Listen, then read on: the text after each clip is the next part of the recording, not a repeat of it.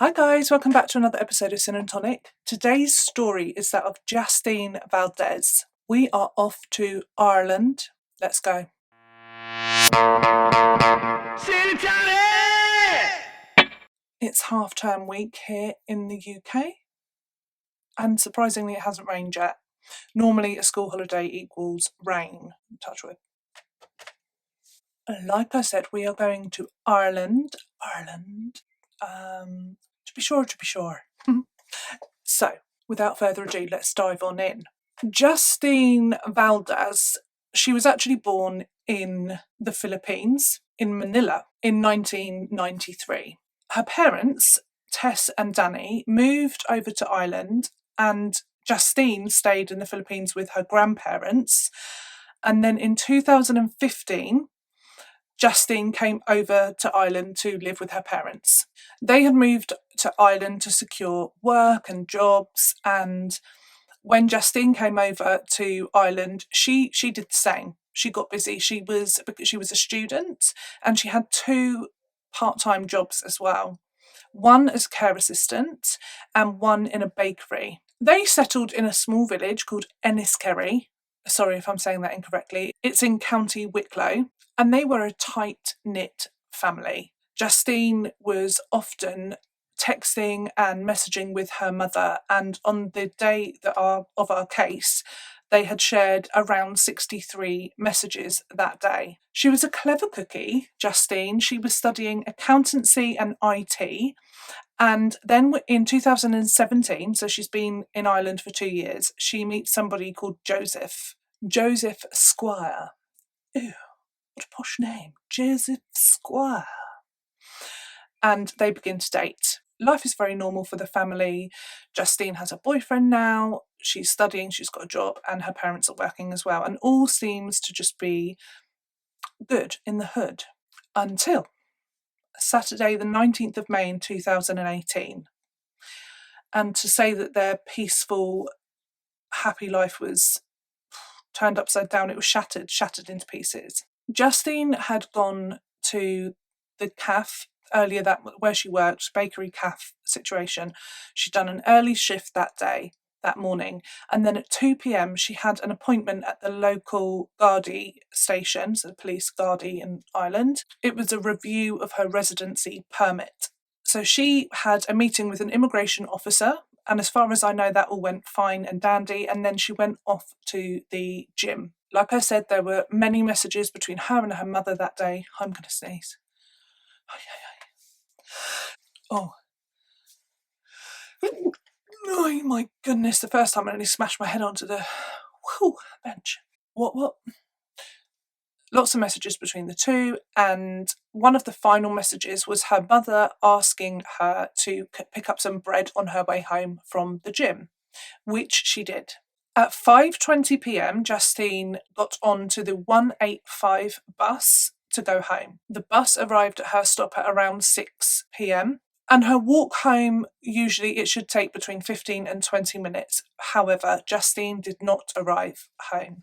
Jastine not arriving home was hugely out of character, and also her mum and her had been in communication all day, and this was very normal. 63 messages, that's a lot of chat, isn't it, throughout the day? And then nothing. Absolutely nothing. No communication. I imagine her mother was probably messaging and texting and ringing and trying to get hold of her, and nothing was going through. So the panic had set in, and it wasn't long before she called the Gardaí to report her daughter missing. Little did her mother know that. And this case is it's such an unusual case. It's unusual in so many ways. It's almost unbelievable, but it happened, and it's real. So one of the first things that was really unusual is that there were witnesses to a crime, and they immediately called this crime into the police. One of these witnesses was Suzanne Forsyth, and she was driving along the road.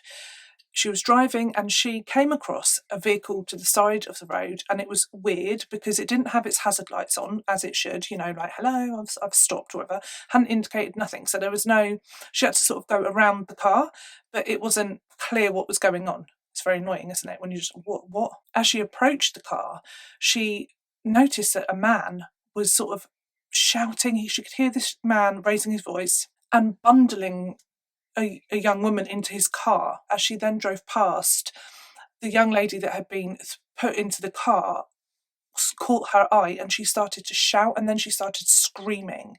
And that is when the driver, it was a Nissan Qashqai, so she knew that, she saw that.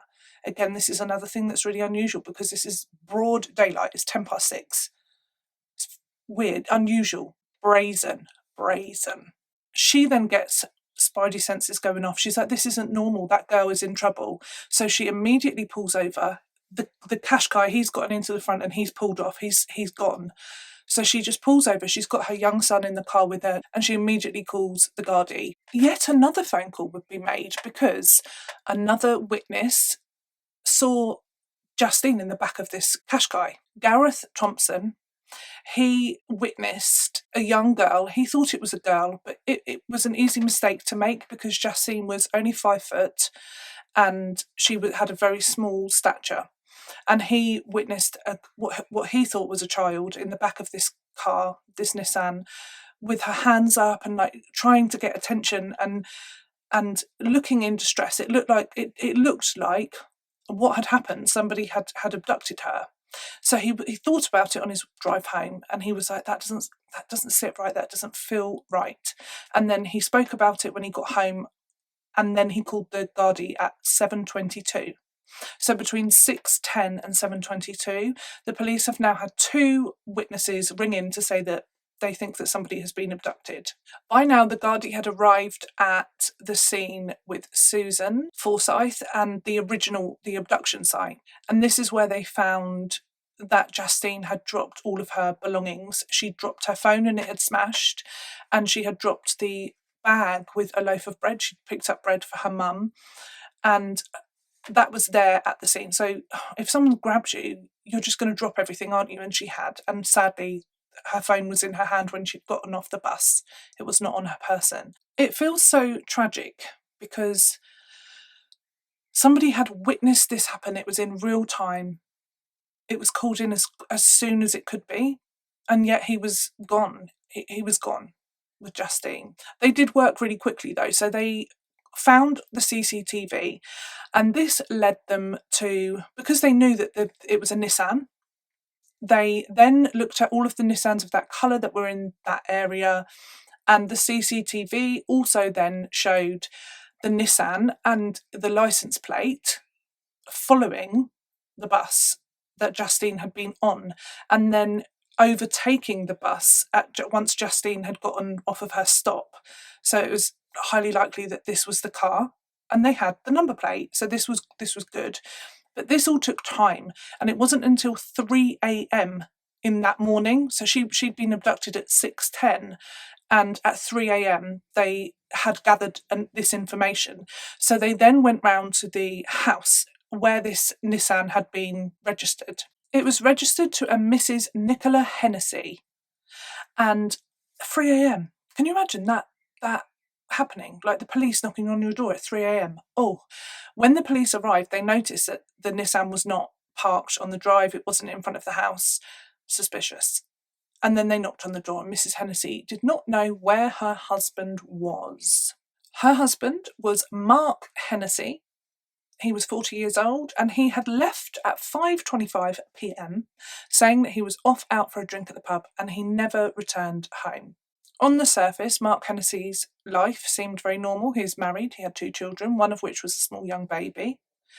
He had a job, he was a signaller on building sites. I don't know what that is. What is a signaller on a building site? I'm going to have to Google that one. So anyhow, but as is often the case with these cases, everything was not as it seemed. His marriage was on the brink of collapse. He was addicted to cocaine. He was spending all their money. He was in huge amounts of debt. It was not a happy time in their household. He was losing his family, and he was seemingly spiralling out of control with drug use. He was also facing charges from the previous year, which was driving under the influence. So he really was addicted and in a pickle with all of that stuff going on. He was yet to attend court for that charge. So all of this was hanging over his head. And like they say in Criminal Minds, CSI, it was a stressor. a stressor, possibly.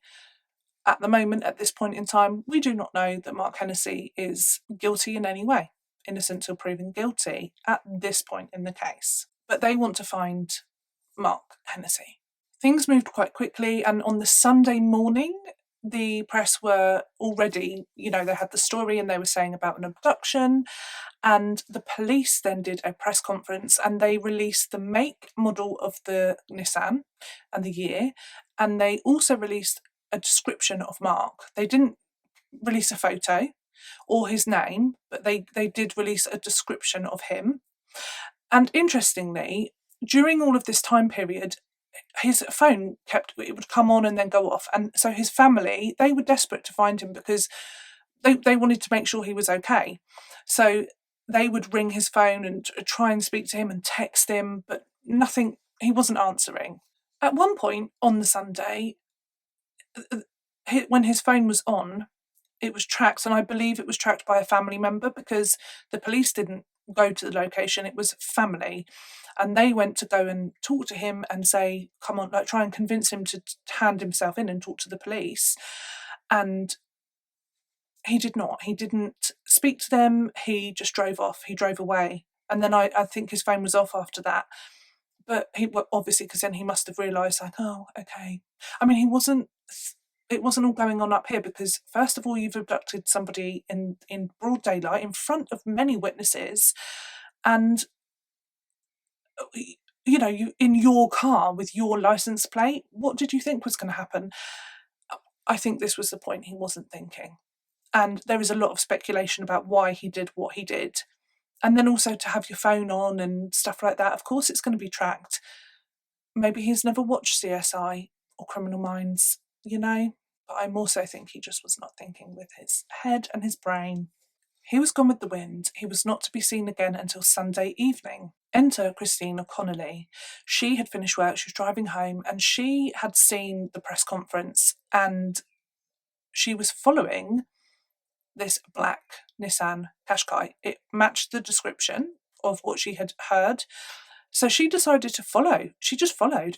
Isn't this case, it's something else, because it's like that is out of a movie. It's not real life, but it happened. So she follows this car. And then while she's following, she's on the phone to the Gardaí to tell them where she is and what's going on. And then she's like, he's clocked me. He knows I'm following. He kept looking at her in the mirror and she knew that he knew. You know what I mean? And then he pulled into an industrial estate and she did not follow. And I think that was a good move because, all the time that you're just driving along, fine. But she didn't follow him into there. She told the Gardaí exactly where he was and she waited. Safety first. They arrived shortly after 8 p.m. and they were quite keen. They knew it was him. They could see it was Mark Hennessy. And they were telling him that he needed to exit his vehicle, he needed to get out of his vehicle. And he'd pulled in a certain way that made them believe that he was sort of trying to conceal something, that he was being squirrely. The unit that arrived was an armed unit, so they had guns. And they approached Hennessy's car and they told him that he needed to remove himself from the vehicle, and he did not. There wasn't a clear view into all areas of the car. Bearing in mind, the Gardaí have got guns drawn on him, get out, get out, get out, and he does not. Then he reaches for a weapon. He reaches for a Stanley knife and he proceeds to cut down from his wrist to his elbow. That's just grim. Makes me feel horrible. I'm really squeamish and that's just yikes.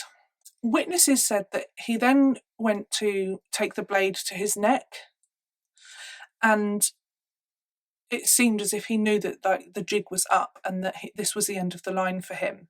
Then a witness said that they saw that he had two hands on the steering wheel of the car, so he obviously had not, or he might have done something here to his neck, but it wasn't, he didn't fatally wound himself. He then had two hands on the steering wheel and he shrugged, he did a shrug. And that was one of the last things that witness saw before there was a flash of white and a gunshot. One of the armed officers had shot and wounded Hennessy. It wasn't clear whether Jastine was in the car and possibly on the floor, on the floor of the passenger side. And the way that Hennessy was behaving, it seemed as if he, like the shrug, like, he knew he was at the end of the line. This officer wasn't sure whether he was then going to stab Jastine. I don't know why I was like, stab. Like I'm suddenly being quiet. Maybe because I had a child scream. I don't know.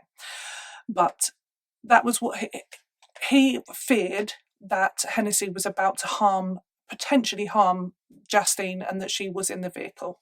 So he took a shot. It wounded Hennessy. He was then dragged out of the car, placed onto the floor, and paramedics started to work on him because at this point he was alive. The car was then searched and Jastine was not in the car. She wasn't in the boot. She wasn't in the footwell. She wasn't there at all. And this is when the paramedics began to beg Hennessy, who was still alive, to tell them where she was. Like, where is she? Where is she? I think everyone at that point knew that this did not look good for Jastine. And he didn't say anything. He didn't divulge any information. And then he died. He died at the scene while they were working on him. Mark Hennessy's family, some of the members of his family were searching, and they weren't far from that area, and they heard the gunshot, and they ran to the industrial estate because they were searching. They wanted their loved one, their family member, to be found, and they were held back obviously by police. They weren't able to go any further. When the vehicle was searched, they found a piece of paper, but it was covered in blood because he'd been shot in the car, but also he'd cut his arm, and I think there was a lot of blood. It was quite a bloody scene, and it looked very much like this was a I can't think of the word, an unalive letter that you would write if you were going to unalive yourself. So they took that to specialist forensics, and they only went, and because it was drenched, it was covered in blood, and they couldn't make anything out, and they took it to the specialists, the forensics, and they managed to get some information off of it, some words, luckily, because it gave them a place to search for Jastine. This location was Puck's Castle. Puck. I'm thinking of Shakespeare. The castle is ruins, effectively, and like 4 walls, no roof, but it's surrounded by really dense woodland. So this was going to be quite a big search, and it kind of weirdly ended up not being. So there were 2 teams and they were sent in different ways, but then one officer happened to just I'm not sure, but he just sort of strolled down a path and he came across her body. I mean, that is following your intuition, isn't it? But something seemed amiss or what have you, and off he went, off he trotted, and he found Jastine's body, sadly, in the undergrowth. They'd already found her handbag in the morning, and then it was in the afternoon that officer found her body. The autopsy showed that Jastine had actually died probably within hours of being abducted. She also had a small amount of cocaine in her system, and I find this really difficult and like, I imagine, for the family, and tragic, because she was a very good girl. Her boyfriend and everyone said that she wasn't into drugs and she didn't do drugs, and it seemed really out of character. And then to have that be found in your body. However, we do know that Hennessy was a big cocaine user, so he could have forced her to ingest cocaine, or it was a small amount that was in her system. The autopsy showed that she had died from manual strangulation, and there was bruising to her thighs and down there, but it wasn't conclusive that there had been an S assault. It wasn't a sure thing. I think that is, I do think that sometimes they say it's quite hard to determine that, but it would seem like this was a sexual attack. The Gardaí did piece together like a rough timeline of events based on witnesses. I can't speak. At first, it just seems like an opportunist abduction and murder. But one of the officers involved believes that it was more than that, and that actually Hennessy had been following, or at least was aware of Jastine and sort of knew of her movements.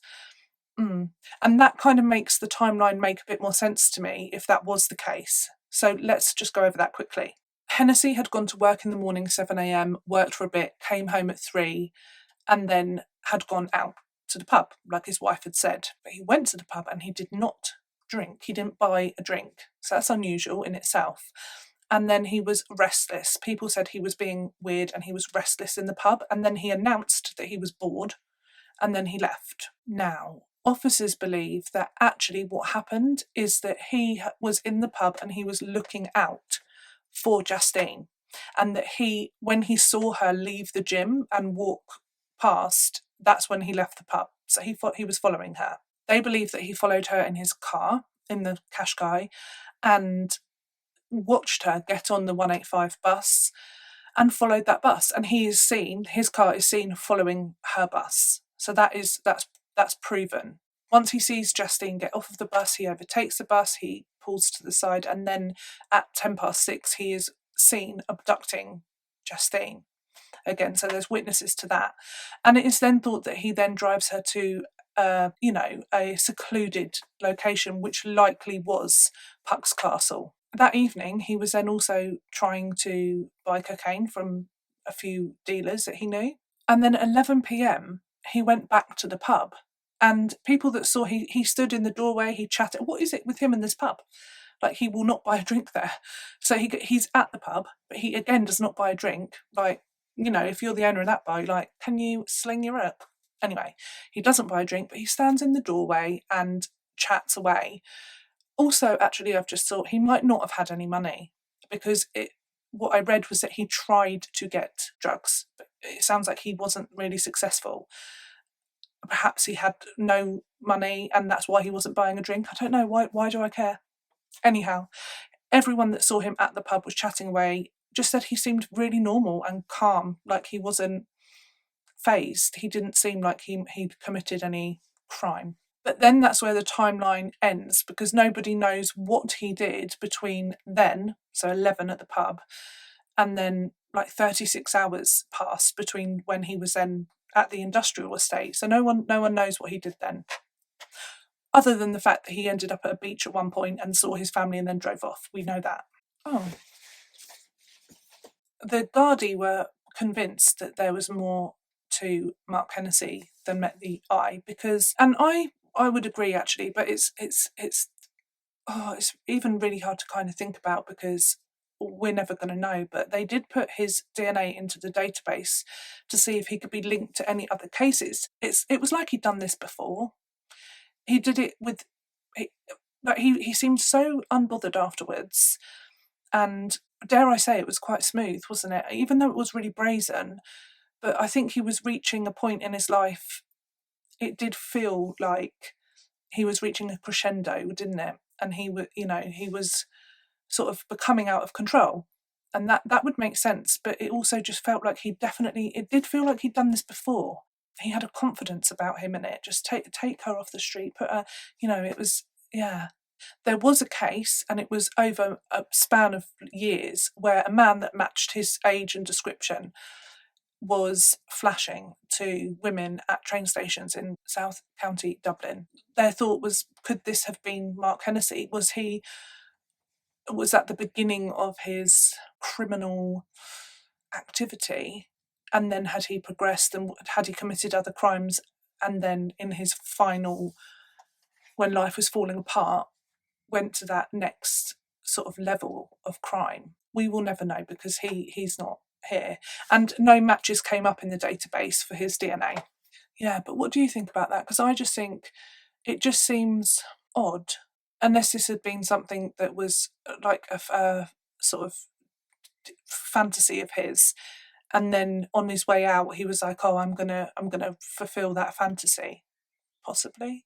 It's very sad to think that Jastine's parents came over to start a new life, a better life, a good life. They brought their daughter over to Ireland to have this life, and then she was their only daughter. They actually did go back to the Philippines. They left Ireland behind. It was too much. And they also took Jastine's remains to the Philippines to be buried there in her native country. Her parents made some statements. I'm just going to read one out for you. So, we miss her so much, it is hard to bear. We will never know why this happened. We will never understand how such evil can exist in the world. Our grief will never pass. The loss of our beautiful Jastine will never fade. We will never have peace. And that is all I have for you on today's case. How are we all? Hope everyone's okay. I'm okay. It's half term here, so the kiddies are at home. Tomorrow the dog has got to go in for an operation. Oh, poor thing. He's got to have all of these little bottom teeth taken out. The vet thinks it's like he's chewed on something too hard. They're tiny little teeth. It's crazy. But they've got to come out. They've all moved and it looks awful. So he's on painkillers and stuff like that, and he's got to go in and be put to sleep and have them all taken out tomorrow. Also, another thing that has made me a little miffed is that I can't have a bath tonight because we've done silicone. A few people have said, have I moved yet? No. Everything went a bit, didn't happen. We are waiting. But yeah, so while we're waiting, we're going to just do some jobs to the house and stuff like that. One of which was, re-silicone around the bath, the stinky stuff.